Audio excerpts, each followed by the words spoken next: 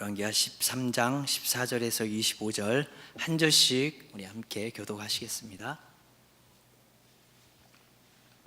엘리사가 죽을 병이 들매 이스라엘 왕 요아스가 그에게로 내려와 자기 얼굴에 눈물을 흘리며 이르되 내 아버지여 내 아버지여 이스라엘의 병거와 마병이여 하매 엘리사가 그에게 이르되 활과 화살들을 가져오소서 하는지라 활과 화살들을 그에게 가져오매 또 이스라엘 왕에게 이르되 왕의 손으로 활을 잡으소서 하매 그가 손으로 잡으니 엘리사가 자기 손을 왕의 손 위에 얹고 이르되 동쪽 창을 여소서 하여 곧 열매 엘리사가 이르되 쏘소서 하는지라 곧 쏘매 엘리사가 이르되 이는 여호와를 위한 구원의 화살 곧 아람에 대한 구원의 화살이니 왕이 아람 사람을 멸절하도록 아벡에서 치리이다 하니라. 또 이르되 화살들을 집으소서 곧 집음에 엘리사가 또 이스라엘 왕에게 이르되 땅을 치소서 하는지라 이에 3번 치고 그친지라. 하나님의 사람이 노하여 이르되 왕이 6번을 칠 것이니이다. 그리하였더면 왕이 아람을 진멸하기까지 쳤으리이다. 그런즉 이제는 왕이 아람을 3번만 치리이다 하니라. 엘리사가 죽으니 그를 장사하였고 해가 바뀌매 모압 도적대들이 그 땅에 온지라. 마침 사람을 장사하는 자들이 그 도적대를 보고 그의 시체를 엘리사의 묘실에 들이던지매 시체가 엘리사의 뼈에 닿자 곧 회생하여 일어섰더라. 요아스 왕의 시대에 아람 왕 하사엘이 항상 이스라엘을 학대하였으나 여호와께서 아브라함과 이삭과 야곱과 더불어 세우신 언약 때문에 이스라엘에게 은혜를 베풀며 그들을 불쌍히 여기시며 돌보사 멸하기를 즐겨하지 아니하시고 이때까지 자기 앞에서 쫓아내지 아니하셨더라.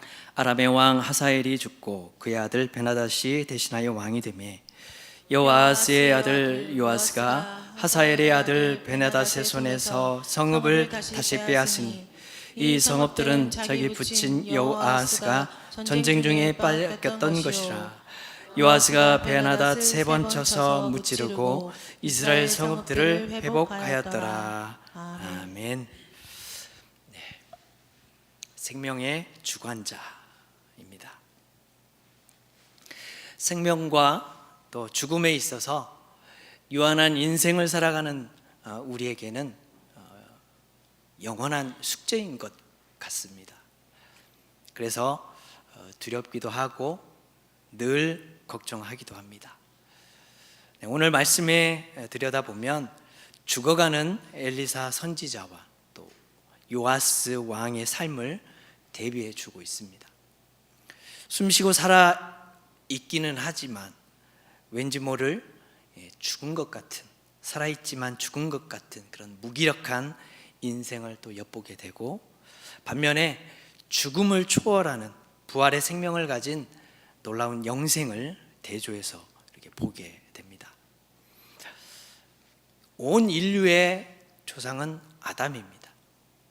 그래서 아담의 후손으로서 인간의 삶은 태어나는 순간부터 죽음을 향해 나아갑니다.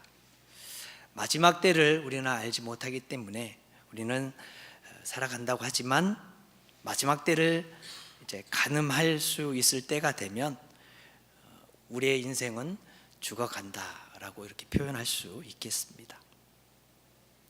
죽어가는 과정은 정말 절망적이라고 할 수 있겠습니다. 고통스럽습니다. 뿐만이 아니라 그리고 그 다음을 알지 못하기 때문에 너무나도 두렵기까지 합니다.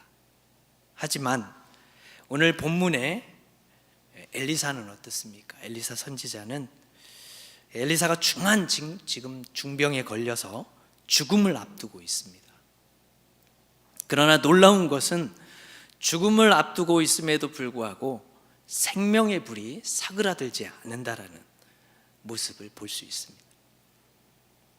마지막 순간에도 이 엘리사는 아람의 이 침입으로 바람 앞에 이 등불처럼 이스라엘 운명을 두려워하는 이 요아스 왕에게 하나님의 구원 계획을 이렇게 전하고 있습니다. 그 내용이 14절에서 17절 말씀인데 우리 다시 한번 말씀을 살펴보겠습니다. 14절에서 17절입니다. 시작. 엘리사가 죽을 병이 들매 이스라엘의 왕 요아스가 그에게로 내려와 자기 얼굴에 눈물을 흘리며 이르되 내 아버지여 내 아버지여 이스라엘의 병거와 마병이여 하매 엘리사가 그에게 이르되 활과 화살들을 가져오소서 하는지라. 활과 화살들을 그에게 가져오매 또 이스라엘 왕에게 이르되 왕의 손으로 활을 잡으소서 하매 그가 손으로 잡으니 엘리사가 자기 손을 왕의 손 위에 얹고 이르되 동쪽 창을 여소서 하여 곧 열매 엘리사가 이르되 쏘소서 하는지라. 곧 쏘매 엘리사가 이르되 이는 여호와를 위한 구원의 화살 곧 아람에 대한 구원의 화살이니 왕이 아람 사람을 멸절하도록 아벡에서 치리이다 하니라. 여호와를 위한 구원의 화살이라고 이렇게 표현했습니다. 아람에 대한 구원의 화살이니 왕이 아람 사람을 멸절하도록 아벡을 치겠다 이렇게 말씀을 전하고 있습니다. 새번역 성경에는 이렇게 표현합니다. 주의 승리의 화살입니다. 시리아를 이길 승리의 화살입니다. 임금께서는 아벡에서 시리아를 쳐서 완전히 진멸하실 것입니다. 이렇게 표현하고 있습니다. 근데 엘리사가 뜬금없이 왕을 책망하고 있습니다. 그 이유가 무엇일까요? 이 하나님의 말씀을 들었을 때 이 하나님의 명령에 그냥 형식적으로 응한 겁니다. 요아스 왕이. 19절 우리 함께 읽어보겠습니다. 하나님의 사람이 노하여 이르되 왕이 대여섯 번을 칠 것이니이다. 그리하였더라면 왕이 아람을 진멸하기까지 쳤으리이다. 그런즉 이제는 왕이 아람을 3번만 치리이다 하니라. 아멘.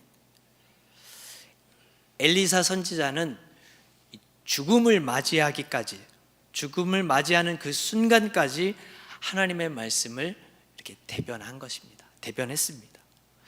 멸망의 길을 걷는 사람들에게 바른 길을 갈 수 있도록 바른 길을 가리키는 그런 선지자의 삶을 살아간 겁니다. 이렇게 엘리사는 죽음 앞에서 결코 힘을 잃지 않고 오히려 더 생명력 넘치는 그런 모습을 우리에게 보여주었습니다. 생명력 넘치는 그의 믿음의 삶, 비결이 있었습니다. 어떤 비결이 있었을까요? 이 엘리사의 스승이 누구시죠? 엘리야지 않습니까? 이 스승 엘리야의 승천을 목격하지 않았습니까? 그 승천을 목격했기 때문에 인생의 끝은 죽음이 아니다라는 것을 안 거예요. 부활의 놀라운 승리로 새롭게 살아갈 삶을 기대할 수 있었기 때문에 그는 죽음 앞에서 위축되지 않았다라는 겁니다. 마치 모세가 죽음 직전에 신명기에서 뭐라고 합니까? 눈이 흐리지 않고 기력이 쇠하지 않았다. 이 말씀처럼 사명자의 죽음은 이 땅에서의 사명이 끝난 것일 뿐 생명력이 완전히 영원히 소진되는 것이 아니라는 것을 깨닫게 되는 겁니다. 그러니까 사명자에게 있어서는 영원한 것이 있습니다. 이 생명력. 성도 여러분, 하나님은 우리가 주님께로부터 선물로 받은 이 영생을 신실하게 살아내기를 기도합니다. 바랍니다.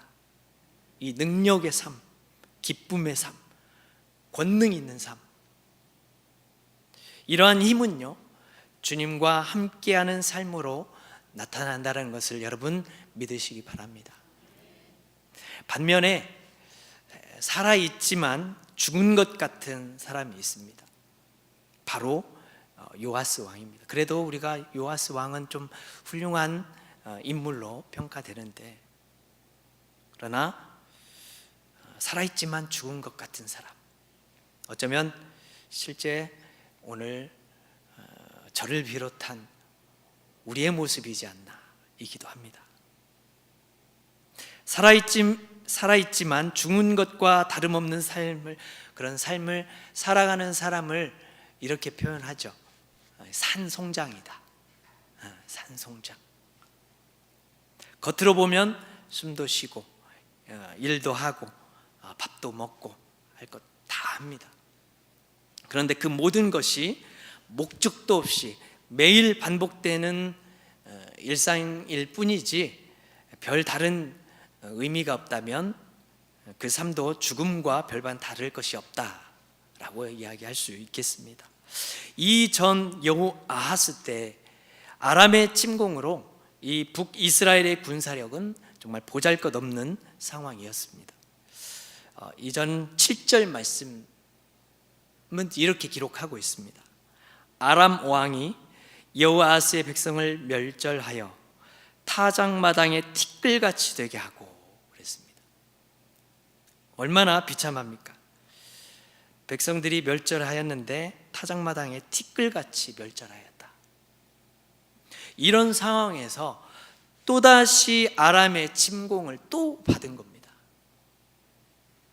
얼마나 두렵겠습니까? 정신적인 지주인 선지자 엘리사도 곧 죽음이 지금 맞이할 때가 되었기 때문에 요아스는 정말 얼마나 공황 상태에 빠져 있는지 모릅니다. 극도의 두려움과 불안, 숨이 안 쉬어질 것입니다. 공황 상태가 그런 거라고 하지 않습니까? 죽은 것 같은 그런 상태, 그런 상태에 빠져 있었던 것 같습니다. 그래도 다행인 것은 이 요아스가 엘리사를 그래도 찾아왔다라는 겁니다. 그리고 그의 말에 순종을 했습니다. 여기까지는 좋습니다. 근데 안타까운 것은 이 요아스가 형식적으로 순종했다라는 거죠. 우리 18절 말씀 한번 보겠습니다. 함께 읽겠습니다. 또 이르되 화살을 집으소서. 곧 집음에 엘리사가 또 이스라엘 왕에게 이르되 땅을 치소서 하는지라. 이에 3번 치고 그친지라. 그쳐버렸어요. 아쉬운 표현입니다. 요아스 왕이 승리를 약속하는 이 믿음의 행위에 그저 이 형식적으로 대응한 이유가 있습니다. 어떻게든 이 위기만 벗어나면 돼. 이런 좀 이 시각이 좁았던 것 같습니다. 사실 우리의 모습이지 않습니까? 당연한 거 아닙니까? 어떻게든 위기는 모면하려 할 때가 많죠. 그리고 그 다음 생각할 때가 우리들의 모습인데 하나님은 그렇지 않다라는 겁니다. 주님은 결코 그렇지 않습니다. 요아스는 전능하신 하나님을 바라보지 못했다라는 겁니다. 요아스는 그저 이 아람과의 이 전쟁이 이스라엘의 병거와 마병이 되는 이 엘리사를 통해서 겨루는 것이라고 생각을 했습니다. 결국 죽어가는 이 엘리사를 의지하는 이 요아스는 죽었습니까? 살았습니까? 네, 살았습니다. 하지만 하나님으로부터 끊어져 죽은 것 같은 그런 삶을 살게 되는 겁니다. 그래서 우리는 성도는 화려하지만 죽어가는 삶, 살아있지만 죽은 것 같은 그런 삶이 아니라 어느 때든지 주님과 연결되어 있는 그런 생기 있는 활력 있는 그런 영생을 누리며 살아가야 되는 줄 여러분 믿으시기 바랍니다. 사람은 반드시 죽기 마련입니다. 또 인간의 생과 사는 하나님의 주관하에 있습니다. 우리 스스로 늘 기도하지 않습니까? 생명의 주관자 되시는 여호와 하나님, 생명의 주관자, 기적의 하나님. 오늘 말씀을 묵상하면서 우리 함께 고백했던 찬양이 길을 만드신 주, 아까 우리가 찬양했던 찬양입니다. 영어로 Waymaker, 길을 만드시는 주. 그렇게 막 고백했지 않습니까? 나의 하나님, 나의 하나님이라고. 나의 하나님, 너그 하나님이 아니라 나의 하나님. 주는 놀라우신 주, 길을 만드시는 기적의 주, 어둠 속의 빛, 그는 나의 하나님. 약속을 이루시는 분, 기적의 주, 어둠 속의 빛, 그는 나의 하나님. 또 뭐라고 고백했습니까? 주 행하심 보이지 않아도, 때론 느낄 수 없을 때도 일하시네 주님. 주 절대로 멈추지 않네. 나의 하나님이 길을 여시는 줄 믿습니다. 인도하시는 줄 믿습니다. 이렇게 우리가, 주님은 우리에게 길을 열어주십니다. 생명의 주관자 되시는 주님께서. 그렇습니다. 우리 이 시간 기도하고 다시 한번 우리가 이 믿음의 고백을, 나의 하나님의 고백을 고백하며 나가기를 원합니다. 기도하시겠습니다. 살아계신 하나님, 감사합니다. 주님은 놀라우신 주님, 기적의 주님, 어둠 속에 빛으로 인도하시는 그분은 나의 하나님이신 줄 믿습니다. 살아있지만 죽어있는 듯한 그런 모습이 아니라, 정말 우리 앞에 죽음이 코앞에 있으나 우리 영이 살아 생명력 넘치는 하나님의 자녀로 주께 나아가는 믿음의 자녀 될 수 있도록 주님 역사하여 주시옵소서. 이제는 우리 주 예수 그리스도의 은혜와 하나님의 사랑과 성령님의 교통하심이, 놀라우신 기적의 주, 나의 하나님을 고백하며 그 주님과 함께 우리의 길을 걸어가기를 다짐하는 주의 성도들 머리 위에 이제로부터 영원토록 함께하옵시기를 간절히 축원하옵나이다. 아멘.